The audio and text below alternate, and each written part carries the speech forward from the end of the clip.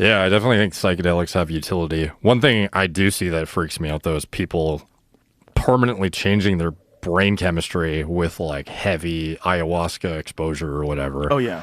Like, have you seen, I've seen multiple cases of this on social media as well as in real life. People have gone like retreats and then come back unrecognizable in their demeanor and how they behave, and not in a good way, like weirdos. Yeah, oh yeah, I know a few. Yeah, like have you seen Liver King recently? No, what's going on? He seems like, I don't know, like borderline schizophrenic now.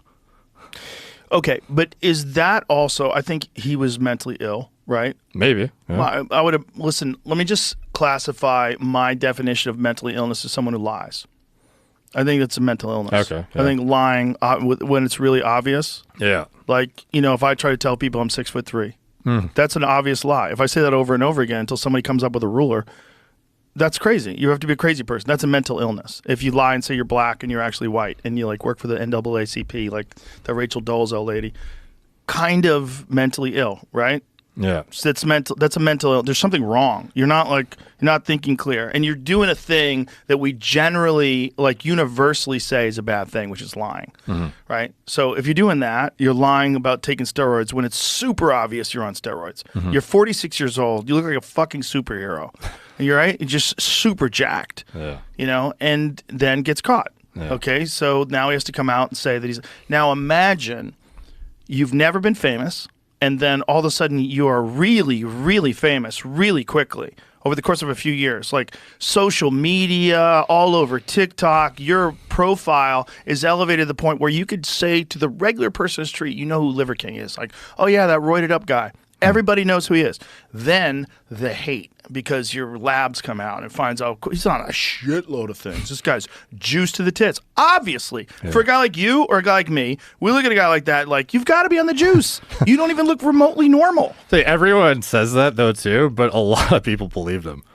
Yeah. Well, a lot of people are just ignorant, right? Yeah. But the people that knew, like yourself, 100%, you knew that guy was on steroids, right? Yeah. So then imagine the anxiety that comes with being exposed and then the hate. Now, I don't know what this dude does in terms of like social media if he reads comments, but just imagine the psychological effect of being bombarded by people calling you a piece of shit and a liar and a fraud all day long. Every time you check your Instagram or whatever you got, your YouTube, the comments are filled with people who hate you. Yeah. Filled with it. And you're just like sitting there stewing in your own shit and just freaking out about your decisions. And your brain probably gets overrun by stress.